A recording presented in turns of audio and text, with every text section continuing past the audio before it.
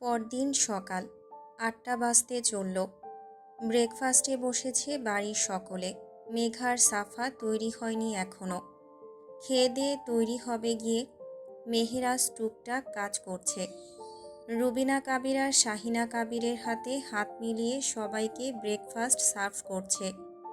যদিও বাধা এসেছে শত, তবুও সে নিজে থেকেই করছে। বাবার বাড়িতেও করত। সবাই বলে মেয়েরা নাকি বাবার ঘরের রাজকন্যা, মেহেরও তাই। একমাত্র রাজকন্যা সে, তবে বিলাসী নয়। মেয়েটা বড্ড ভোলা। সাদামাটা জীবন তার পছন্দ, খুব একটা চাকচিক্যে অভ্যস্ত নয় ও। এখন বাবার ঘর ছেড়ে এসেছে শ্বশুর ঘরে। এখানে রাজকন্যাকে বসানো হয়েছে রাজরানীর আসনে। ওকে হাতের তালুতে উঠিয়ে রাখে সকলে। শাহিনা কাবির, রুবিনা কাবির ওকে কোনো কিছুতে হাত লাগাতে দেন না। মেহের জিদ ধরে আজ নিজেই সাহায্য করছে ওনাদের। ব্রেকফাস্ট নিয়ে দাঁড়িয়েছিল শুভ্রর পাশে। শুভ্র চোখে ইশারা করলো খেতে বসার জন্য। বসল না। অতঃপর শাহিনা কাবির জোর করে বসালেন। মুচকি হাসল শুভ্র। ব্যাপারটা বেশ জমেছে। মেহেরের সাথে বিয়ে হওয়াটা মন্দ হয়নি মোটেও। এই যে ওরা একে অপরকে আগে থেকেই চেনে জানে, ওর পরিবার মেহেরকে আগে থেকেই জানে, তাই তো মানিয়ে নেওয়াটা সহজ হয়েছে। শুভ্র ইদানিং মেহেরের মান অভিমানটুকু বুঝতে শিখেছে। এই যেমন এখন অভিমান জমেছে শুভ্রতার হৃদয়ে। বাপের বাড়ি এই অবধি যাওয়া হয়নি, আজ যাওয়ার কথা। শুভ্র নিয়ে যাবে কিনা তাও সন্দিহান। বউয়ের অভিমানী আদলের পানে তাকিয়ে হাসি চাপে শুভ্র। কিছু বলার জন্য মুখ খোলার আগেই রৌদ্র নিচে হাজির। সেই রোজ কান্নায় অবস্থা তার। ঘুম থেকে উঠেই শাওয়ার নিয়ে নিচে নেমেছে। কোনো দিকে না তাকিয়ে চেয়ার টেনে খেতে বসে পড়ল। সকলে চোখ তুলে তাকালো এক পলক করে। রৌদ্রের মাথা নিচু। রুবিনা কাবির ছেলের খাবার বেড়ে দিলেন। অগত্যা খেতে আরম্ভ করল রৌদ্র। ভাইয়ের থেকে চোখ নামিয়ে খেতে খেতে শুভ্র ডেকে বলল, মেহের, আজ তৈরি থাকবি। দুপুরে অফিস থেকে ফিরে ও বাড়িতে নিয়ে যাব। সহসা চিকচিক করে ওঠে মেয়েটা। তবে বাদবাকি কারোরই পছন্দ হলো না শুভ্রর কথাটা। তাৎক্ষণিক ভার গলা ভেসে আসলো তৌসিফ কাবিরের থেকে। এটা কি ধরনের বিহেভিয়ার শুভ্র? মেহের তোমার স্ত্রী, ওর সাথে এখনও তুই তুকারি করছো কেন তুমি? ম্যানার্স কোথায় তোমার? শুভ্র থতমত খেল সহসা। আব্বুর দিকে তাকাতেই রাগী ভাব নজরে আসলো। ভুল জায়গায় বেফাঁস বলে ফেলেছে। শাহিনা কাবির স্বামীর কথায় কথা জুড়লেন। ঠিকই তো, তুই মেহেরের সাথে এখনও তুই তুকারি করে কথা বলিস। সে কি এখনও তোর বন্ধুর বোন আছে? স্ত্রী হয় ও তোর। সম্মান দিয়ে কথা বলতে পারিস না? কিসের তুই তুকারি ওর সাথে? শুভ্র বিপাকে পড়ে। পিটপিট করে মেহেরের দিকে তাকায়। নিজেকে সামলে আমতা আমতা করে পরিস্থিতি সামাল দিতে বলে, আ মানে, অভ্যেস ছিল তো। অভ্যেস পরিবর্তন করো। মেহের এখন তোমার স্ত্রী। তোফায়েল কাবিরের কথায় শুভ্র ভুল শুধরে বলে ধীরুৎ স্বরে, সরি। রৌদ্র সবটা মন দিয়ে শুনল, গেড়ে নিল মনে। তুমি করে বলাটাই যদি স্ত্রীর সম্মান হয়, তাহলে আজ থেকে রুডবিক কাবির রৌদ্র তার স্ত্রীর সাথে তুমি সম্বোধনেই কথা বলবে। যদিও বা তুই বলাটা তারও অভ্যেস। সম্মান দেওয়ার জন্য অভ্যেসের পরিবর্তন করবে না হয়। খেতে খেতে আর চোখে মেঘার দিকে তাকালো সে। কাল দেখেছে মেঘার অভিমান। একটা ফোনের পাসওয়ার্ডকে ঘিরে মেঘার সন্দেহ দেখেছে। সেই যে কাল রৌদ্রের থেকে ছুটে পালালো মেয়েটা, আর ধরা দেয়নি আপন মনে। কথা তো দূর, মুখোমুখিও হয়নি ও বাড়িতেই। রৌদ্র একেবারে রাত 12টার পর ফিরেছে। অতঃপর দেখেছে রমণীর ঘুমন্ত মুখাব্যয়। মেঘা খাচ্ছে চিবুক নামিয়ে। রৌদ্র ওর থেকে চোখ নামিয়ে প্লেটের দিকে তাকালো। একখানা অমলেট প্লেটে। কেবল একটুই খেয়েছে। আশপাশ না ভেবে হাত বাড়িয়ে অর্ধেক ডিমটুকু চট করে নিজের পাতে তুলে নিল সে। সাথে সাথে তিরিক্ষি চোখে চাইল মেঘা। বাকিরাও তাকায়। রুবিনা কাবির কিচেনে গেছেন। রৌদ্র ডিম খায় না, সেদ্ধ তো একেবারেই না। সেদিন ওকে মেঘার পাত থেকে অমলেট নিয়ে খেতে দেখেছিলেন, তাই আজ গেছেন ছেলের জন্য আলাদা করে অমলেট করতে।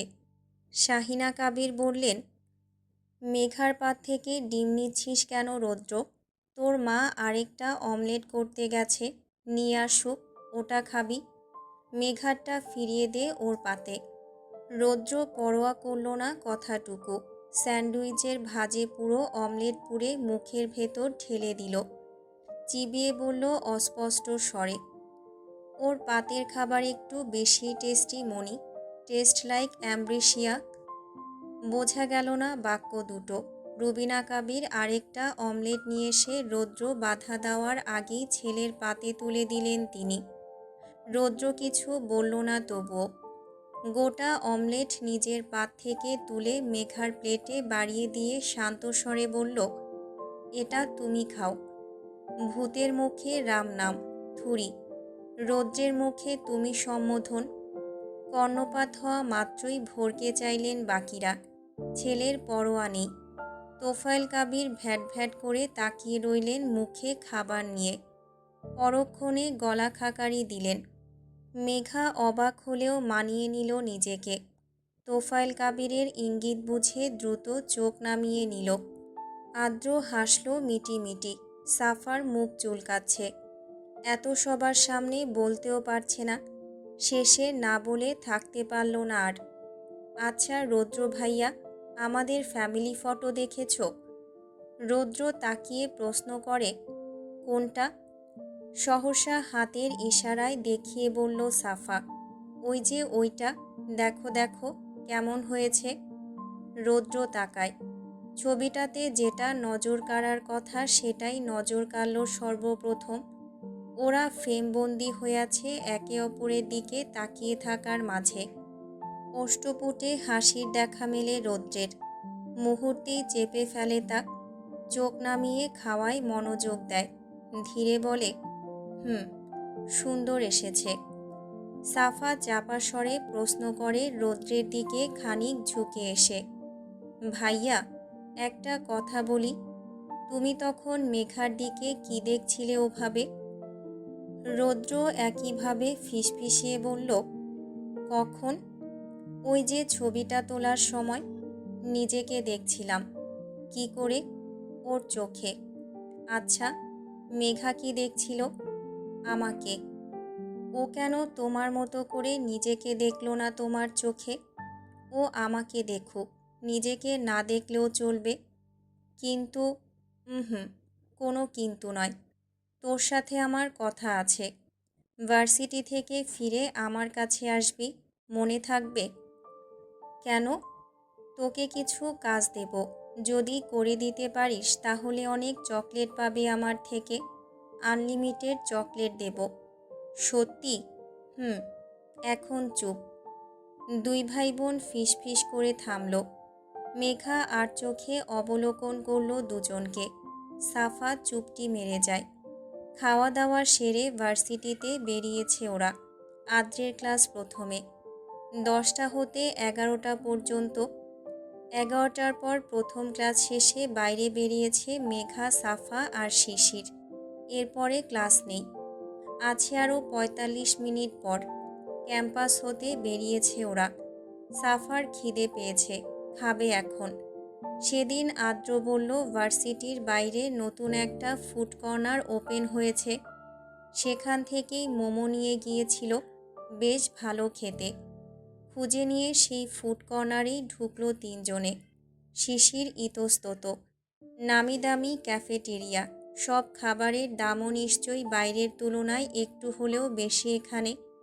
আরও বাইরের খাবার পছন্দ করে না খুব একটা। হাতে টাকাও নেই বাড়তি করে খরচের জন্য। সাফার মেঘা জোরপূর্বক নিয়ে এসেছে ওকে। শিশির বাধা দিয়েও কাজ হয়নি। এখন ইতস্তত লাগছে। ওয়েটার এসে মেনু কার্ড ধরিয়ে দিতেই টুকটাক অর্ডার করলো মেঘা। ৩ জনের জন্য কোল্ড কফি, সাফা পেস্ট্রি খাবে। মেঘার মোমো পছন্দ। এখানকার মোমো বেশ ভালো লেগেছে, তাই নিজের আর শিশিরের জন্য মোমো অর্ডার করলো সে। ওয়েটার চলে যেতেই শিশির ভেজা গলায় দোনামোনা করে বলে জড়তায়, মেঘা, আমি কিছু খাবো না, তোরা খা। আমি জাস্ট একটা কফি নেব, তাহলেই চলবে। প্লিজ, জোর করিস না, আমি বাইরের খাবার তেমন খাই না। চুপ করবি? একবার খেয়ে দেখ, ভালো লাগবে। আমার পক্ষ থেকে আজ তোদের দুজনের ট্রিট। কিন্তু? কোনো কিন্তু নয়, চুপ থাক। আর বল, তোর ভাইয়ের এখন কি অবস্থা? শিশির একটু চুপ থাকলো, পরক্ষণেই বলল একটু হেসে, আগের তুলনায় অনেক বেটার। লাস্ট সপ্তাহ থেকে বাড়িতেই আছে। বলেছিলাম না? ও মাঝে মাঝে আমাদের চিনতে পারে না, ভুলে যায়।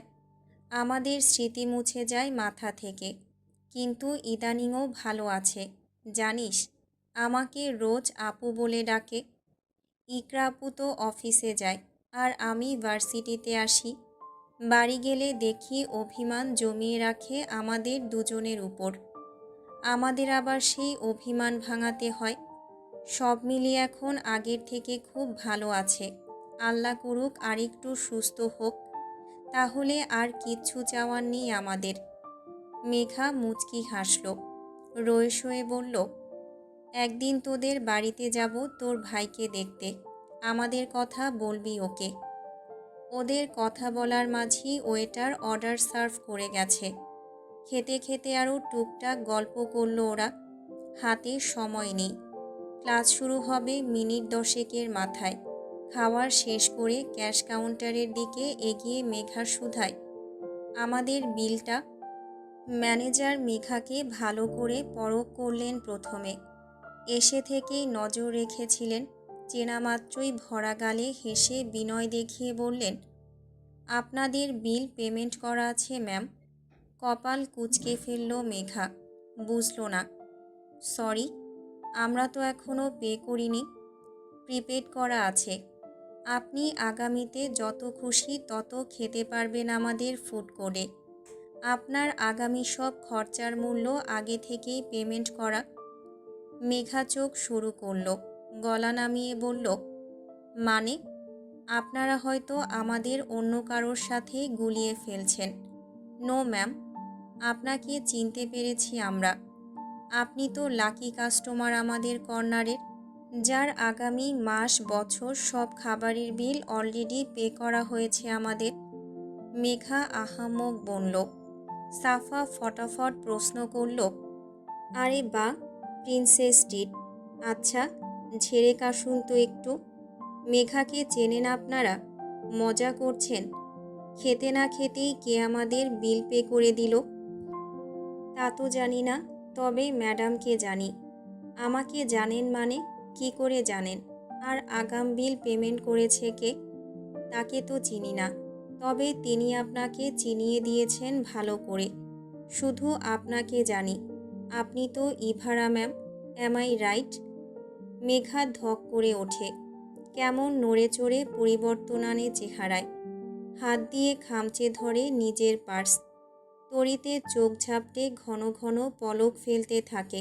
সাফা কপাল গুটিয়ে বলে, হ্যাঁ, ও ইভারা। তার মানে বলছেন আমাদের আর পে করতে হবে না? কিন্তু করলোটাকে পে?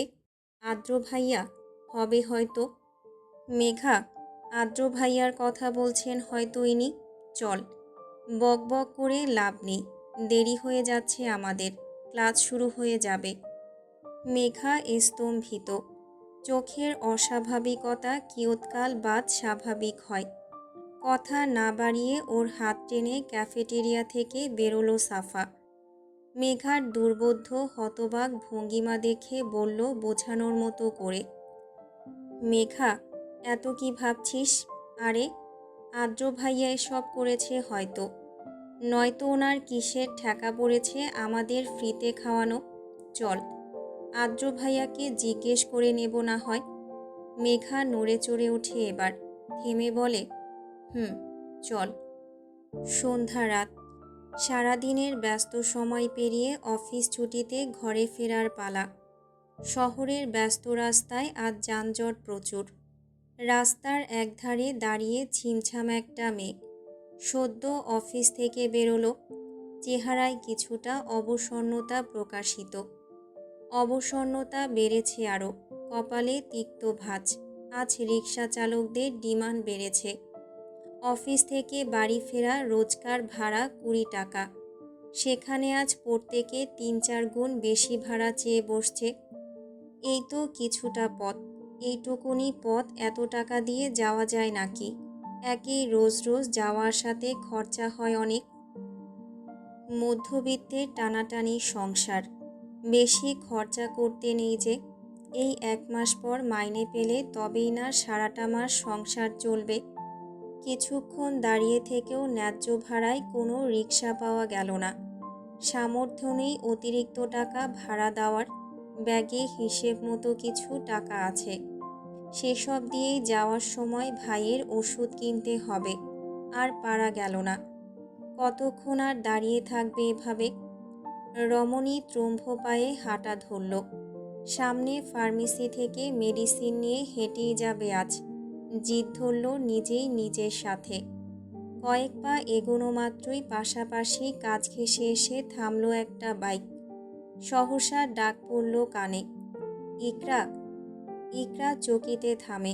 পাশ ফিরতেই চোখে পড়ে চিরচেনা সেই সুপুরুষ, মাথায় হেলমেট। মুখটা পুরোপুরি বোঝা যাচ্ছিল না, তন্মধ্যে হেলমেট খুলল লোকটা। সহসা সেটে রাখা কগাছি চুল এলোমেলো করে আছড়ে পড়ল কপালে। চোয়াল ঠেলে মুচকি হাসল আবিদ। ইকরা তাকিয়ে থাকার মাঝে প্রশ্ন করল, হেঁটে যাচ্ছেন কোথায়? চোখ নামায় ইকরা, ধীরে বলে, ফার্মেসি থেকে মেডিসিন কিনতে হবে, ফার্মেসির দিকেই যাচ্ছি। সে কি, এখানে আশেপাশে তো ফার্মেসি নেই, আছে অনেকটা দূরে। হেঁটে যাচ্ছেন যে? রিক্সা চালকদের ডিমান্ড বেড়েছে আজ। তাদের চাহিদা পূরণ করতে গেলে আমার পরিবারে টানাপোড়েন পড়বে। পরিবারটাই বেছে নিলাম। এই তো এইটুকু পথ, সামনেই ফার্মেসি, হেঁটে যেতে পারবো। আবিদ শান্ত চোখে তাকায়, স্থির করে দৃষ্টি। মেয়েটাকে যত দেখে ততই অবাক হয় সে। মুগ্ধতা বাড়ে। মেয়েটার বয়স কোথায় বেশি, হবে 22 কি 23। এতেই পুরো পরিবারের ভার তার একার কাঁধে। অসুস্থ ভাইয়ের চিকিৎসার খরচ, মা বোন সহ পরিবার সামলানো, সব একাই করে মেয়েটা। সারাদিনের অফিসের ধকলের পর এখন কিনা কটা টাকা বাঁচাতে হেঁটে বাড়ি ফিরবে। সিদ্ধান্ত দেখে মনে হয় কত বিজ্ঞ এই মেয়ে, কিন্তু মোটেও তা না। সৌন্দর্যে বেশ স্নিগ্ধ আর আদুরে মেয়েটা, শ্যামলা গঠন, তবুও দেখতে ভারী চোখে লাগে। ওই যে কথায় আছে না, সুন্দরকে সুন্দরের মতো করেই দেখতে হয়। সুন্দরকে দেখার জন্য প্রয়োজন সুন্দর দৃষ্টি, আর সেই সুন্দর দৃষ্টি এই আবিদ নামক ছেলেটার আছে। তাই তো এত সুন্দর লাগে ইকরা নামক এই মেয়েটাকে। মনে হয় সব সময় চোখের সামনে বসিয়ে রাখতে। ইচ্ছে করে আশ মিটিয়ে চোখ ভরে দেখতে। ভরা গালে তাকিয়ে শব্দহীনা হাসে আবিদ, বলে নরম গলায়, হেঁটে যেতে হবে না, বাইকে উঠুন, পৌঁছে দিচ্ছি। আরে না, প্রয়োজন নেই, আমি চলে যেতে পারবো, আপনি যান, অফিস শেষ তো। আপনাকেও বাড়ি ফিরতে হবে। ইকরা, আপনি না বলেছিলেন আমরা কেবলই বন্ধু? বন্ধুত্বের খাতিরে আপনাকে একটু সাহায্য করতে পারি না? নাইবা হলেন অন্য কিছু, বন্ধুই সই। ইকরা চোখ নুয়ে ফেলে জড়তায়। এই লোকটা ওর কলিগ। কাজের পাশাপাশি আগে বন্ধুত্বপূর্ণ সম্পর্কটা বেশ গাঢ় হলেও এখন পিছিয়েছে একটু। আবিদের দেওয়া একটা অনাকাঙ্ক্ষিত নিবেদনের সম্মুখে পড়া মাত্রই গুটিয়ে এসেছে ইকরা। সামনে দাঁড়ালে ইতস্তত হয় ইদানিং। মেয়েটার অচলতা দেখে আবার বলল আবিদ, ইকরা, উঠে আসুন। আর দ্বিমত করল না। জোরপূর্বক হেসে বাইকের পেছনে ফাঁক রেখে উঠে বসল মেয়েটা। ফার্মেসির সামনে নেমে কতগুলো ওষুধ কিনে নিল। দাম এসেছে একটু বেশি। ব্যাগ ঘেটে টাকা মেলাতে গিয়ে দেখল কম পড়ে যায়। বিপত্তিতে পতিত হলো মেয়েটা। সাফিনের ওষুধ লাগে রোজ। মাইনে হাতে আসতে এখনো দিন 5 বাকি। ভেবেছিল আগামী 5 দিনের ওষুধ কিনে নেবে আপাতত, কিন্তু ব্যাগে টাকা নেই। যা আছে কম পড়ে যায়। দোনামোনা করল ইকরা। পেছনে বাইকের সাথে হেলান দিয়ে এখনো দাঁড়িয়ে আছে আবিদ। ইকরা ঘাড় ঘুরিয়ে চোরা চোখে তাকালো। ফের ঝট করে চোখ ফিরিয়ে ফার্মেসির লোকটাকে বলল ধীর কণ্ঠে, আপনি আমাকে 3 দিনের ওষুধ দিন। থাক, 5 দিনেরই দিন। কত টাকা কম পড়ছে? আবিদের ভরাট কণ্ঠে ইকরা পাশে তাকায়। লোকটা এসে দাঁড়িয়েছে পাশে। পিটপিট করে কুণ্ঠাবোধে চাইল মেয়েটা। আবিদ চোখে চোখ রেখে ভ্রু তুলে বলে, কত কম পড়েছে? 350। শোনা মাত্রই ওয়ালেট থেকে বের করে দিল আবিদ। ওষুধ নিয়ে বাইকের সামনে আসা মাত্রই ইকরা ডেকে উঠল, আবিদ। Thank you. আসলে টাকা বাড়িতে আছে, আমি আপনাকে কাল দিয়ে দেব। সিফাতের ওষুধ কেনার ছিল। থ্যাংক ইউ হেল্প করার জন্য। এতবার ধন্যবাদ দিতে হবে না ইকরা। প্রয়োজনে প্রিয়জনই পাশে থাকে। আপাতত রাখুনি উপকারটুকু। যখন আমার প্রয়োজন পড়বে তখন প্রিয়জন হিসেবে আপনাকে যেন এভাবেই পাশে পেতে পারি। আমি যে প্রয়োজনে পাশে পেতে চাই আপনাকে। ইকরা হাত মুঠিয়ে চিবুক গলায় মিশিয়ে নেয়। বাইকে ওঠে লোকটা। মেয়েটাকে এখন বাড়িতে পৌঁছে না দেওয়া পর্যন্ত ছাড়বে না আর। উঠুন, বাড়িতে পৌঁছে দিয়ে আসি। অক্টোবর মাসের শেষ হতে চলেছে। মেঘ গুড়গুড় করে রোজ। এই যেন বৃষ্টি নামবে যখন তখন। রাতে ঝুম বৃষ্টি নেমেছিল। সেই বৃষ্টি চলছে আজ সকাল অবধি। শেষ রাতে কমলেও সকাল হতেই আবার মেঘ ছাপিয়ে মুষলধারে বৃষ্টি নেমেছে। বাজে সকাল 7টা। ঘুম থেকে গা মুড়িয়ে উঠে বারান্দায় এগোলো মেঘা। দমকা মিঠে হাওয়া গায়ে লাগতেই ফুরফুরে হয়ে উঠল পুরোটা সকাল। হাই তুলে এক চিলতে হাসল মেঘা। বৃষ্টি নেমেছে কতদিন বাদ। ভেজা হয় না বর্ষণের জলে। নিভু চোখ উজাড় করে বারান্দা হতেই হাত বাড়িয়ে ঝিরিঝিরি বৃষ্টিকণা ছুঁয়ে দিল একবিংশী। ঠান্ডা বাড়িধারা হাতের তালুতে ঝরঝরিয়ে পড়তেই শিউরে উঠল কোমলাঙ্গ। কেঁপে উঠল রমণী।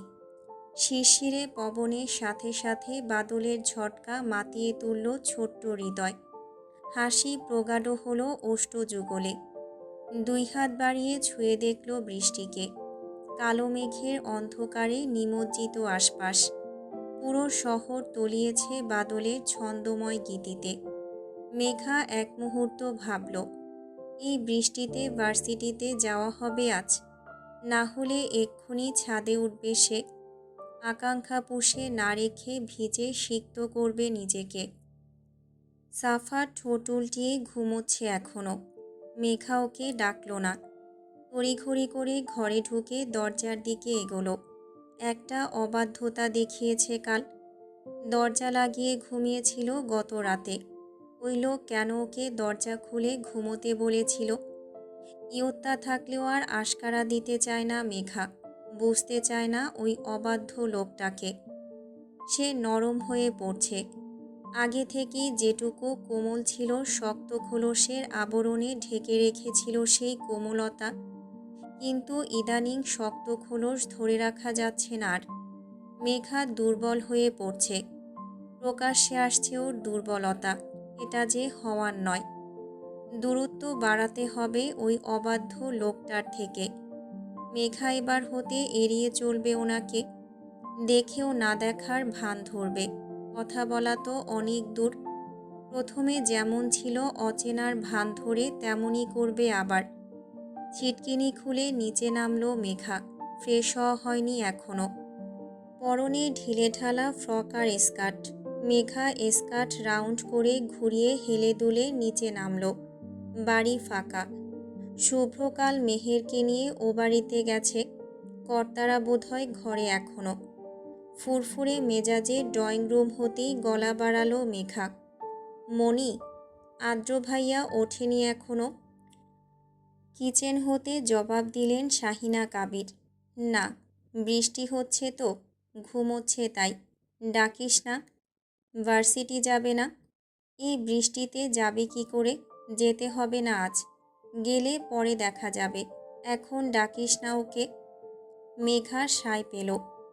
গদগদ হয়ে এক ছুটে উপরে উঠল আবার। আদ্রের ঘরের দরজায় কান পাতল একবার। ওঠেনি মনে হয়। বৃষ্টিমুখর ঠান্ডা ওয়েদারে জমজমাট ঘুম দিচ্ছে। মেঘার বৃষ্টিতে ভেজার শখ জেগেছে। আদ্র উঠলে পরে ভিজতে দেবে না। একই জ্বর নামছে কদিন পর পর। এখন বৃষ্টিতে ভিজলে জ্বর বাঁধবে না তার গ্যারান্টি কি? কিন্তু মেঘার বড্ড ইচ্ছে করছে ভিজতে। এখনই খুঁতখুঁতে মনকে শান্ত করার জন্য ইচ্ছেটাকে প্রাধান্য না দিলেই নয়। মেঘা প্রথমে সাফাকে ডাকল। টুকটুকি, এই টুকটুকি, দেখ কি সুন্দর বৃষ্টি হচ্ছে। ওঠ না, ছাদে যাব। দুজনাই বৃষ্টিতে ভিজবো একটু। শুনছিস আমায়? ওঠ প্লিজ। এই কুম্ভকর্ণের বোন, ওঠ। ওই মেয়ের তো সারাই নেই, না আছে নড়চড়। গায়ে চাদর টেনে আরও আয়েসে তলিয়ে গেল ও। মেঘা হাল ছাড়ল। ছটফটিয়ে ঘর থেকে বেরোলো। পা টিপে টিপে ছাদের সিঁড়ির দিকে এগোতেই মুখোমুখি আহিয়ান। মেঘা থামল সহসা। ধরা পড়ে অধর ভিজিয়ে পিটপিট করে বলল, গুড মর্নিং জিজু। Good morning Megha. ওদিকে কোথায় যাচ্ছ? মেঘা থতমত খায়। ধীরে বলে, ছাদে যাচ্ছি। বৃষ্টি হচ্ছে তো। তাই তো যাচ্ছি। কাউকে বলো না প্লিজ। আদ্র ভাইয়ার কানে গেলে রক্ষে থাকবে না। গুনে গুনে 5 মিনিট ভিজব শুধু, পাক্কা। তারপরই নিচে নেমে আসব। আহিয়ান ফিক করে হাসে।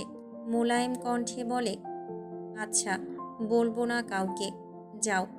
তবে বেশিক্ষণ ভিজবে না, জ্বর আসবে নয়তো। একে অসুস্থতা লেগে আছে। ঠান্ডা পানি, এত সকালে ভেজাটা ঠিক হবে না। মেঘার মুখমণ্ডল দীপ্ত হয়ে ওঠে। পুলকিত স্বরে বলে, থ্যাংক ইউ জিজু। বেশি ভিজব না, শুধু 5 মিনিট। তুমি কিন্তু বলবে না কাউকে। আমি আসছি। আহিয়ানকে পাশ কাটিয়ে ধরফরিয়ে ছাদে উঠল মেঘা। আহিয়ান ঠোঁট কামড়ে নিল। মেঘা চোখের আড়াল হওয়া মাত্রই ঘর হতে বেরোলো রৌদ্র। চোখ ফোলা রক্তিম বর্ণ ধারণ করেছে দৃষ্টিযুগল। সারা রাত্রি চোখের পাপড়ি এক হয়নি, সেটার কে জানে আপন মন ব্যতীত। ওই ইডিয়েটটা তো ওকে জ্বালাতে পারলেই বাঁচে। মন মস্তিষ্ক সবখানে গেড়ে বসে মজা লুটছে। ধুকে ধুকে পুড়িয়ে ক্ষতবিক্ষত করছে বেপরোয়া ছেলের অবাধ্য হৃদয়কে।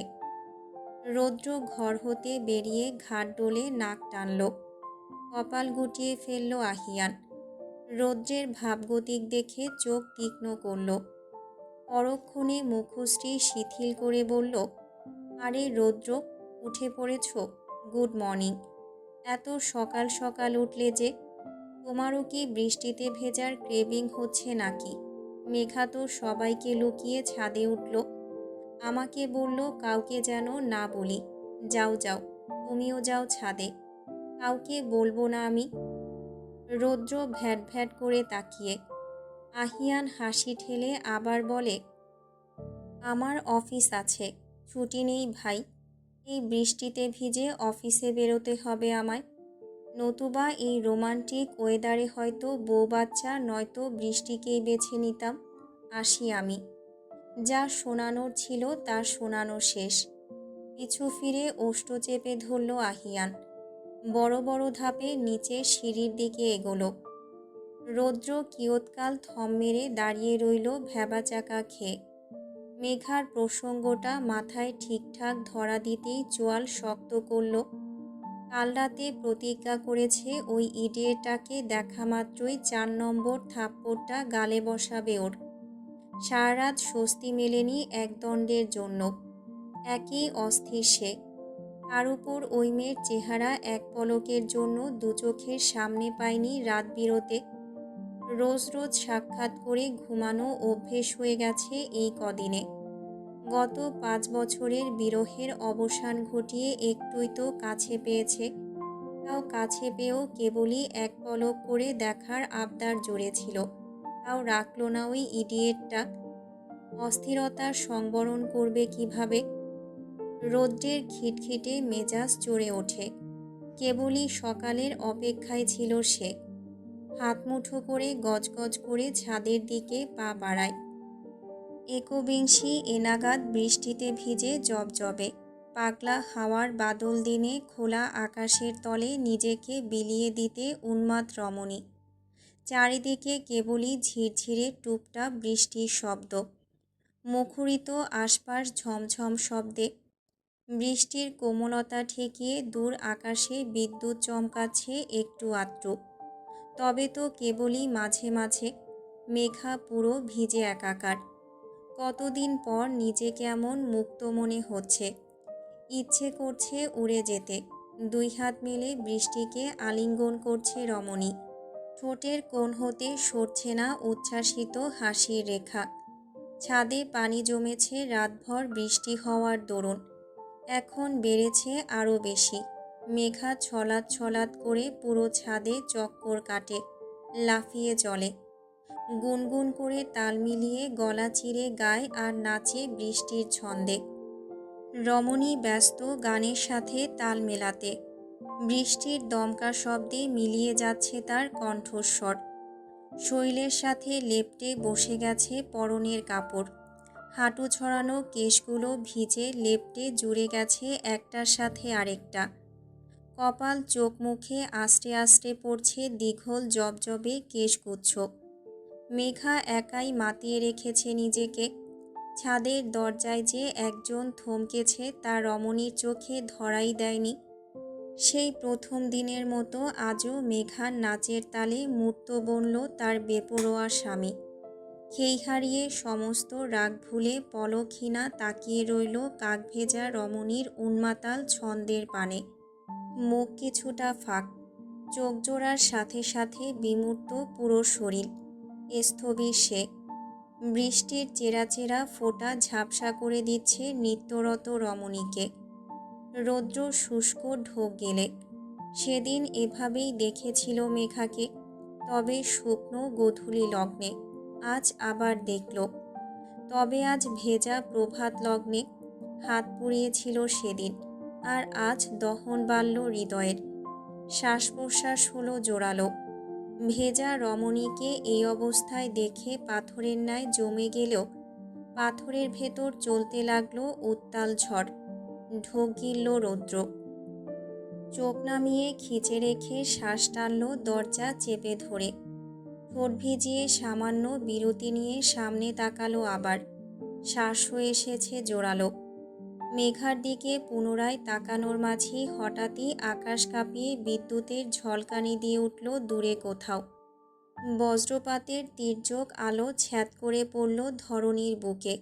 মেঘা মুহূর্তেই থামে। বজ্রপাতের বিকট শব্দ হওয়ার আগেই ধ্যানজ্ঞান খুইয়ে 2 হাতে চেপে ধরে কান। খিচে নেয় 2 চোখ। পাক্কা 3 সেকেন্ড বাদ বাজ পড়ার শব্দ হলো বিকট। ততক্ষণে মেঘাকে কেউ টেনে নিয়েছে নিজের বাহু ডোরে। বিকট শব্দের ভয়ে তটস্থ হয়ে তাৎক্ষণিক ঘাপটি মেরে কারোর বুকের মাঝে লেপ্টে লুকিয়ে পড়ল মেঘা। মস্তিষ্ক তখনও শূন্য।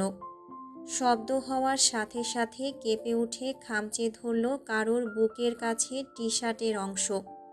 কারোর প্রশস্ত বুকের মাঝে লুকিয়ে ফেলল আপন সত্তাকে। সেই জন 2 হাতে আগলে জাপটে নিয়েছে ওকে। মুহূর্ত কয়েক পেরোল। সম্বিত ফিরল একবিংশির। পিটপিট করে চোখ খুলল। উঠল নড়ে চড়ে। নিজেকে কারোর বক্ষের অন্তরালে আবদ্ধ দেখে ছ্যাদ করে উঠল। দ্রুত মাথা তুলল। নড়চড় করে খানিক আলগা হওয়া মাত্রই ভেসে উঠল রৌদ্রের নীরের তামাটে ভেজা মুখভঙ্গিমা। মেঘা পুনরায় ছলকে ওঠে, দ্রুতবেগে পেছাতে চায়, তবে পারে না। এর আগেই কানে বাজে রৌদ্রের তপ্ত ধমক। ইডিয়েট, মরতে এসেছিস এই বৃষ্টিতে, নাকি আমাকে মারতে এসেছিস? লাইটেনিং হচ্ছে, আর তুই ধেই ধেই নাচছিস এখানে। যদি কিছু হয়ে যায় তোর,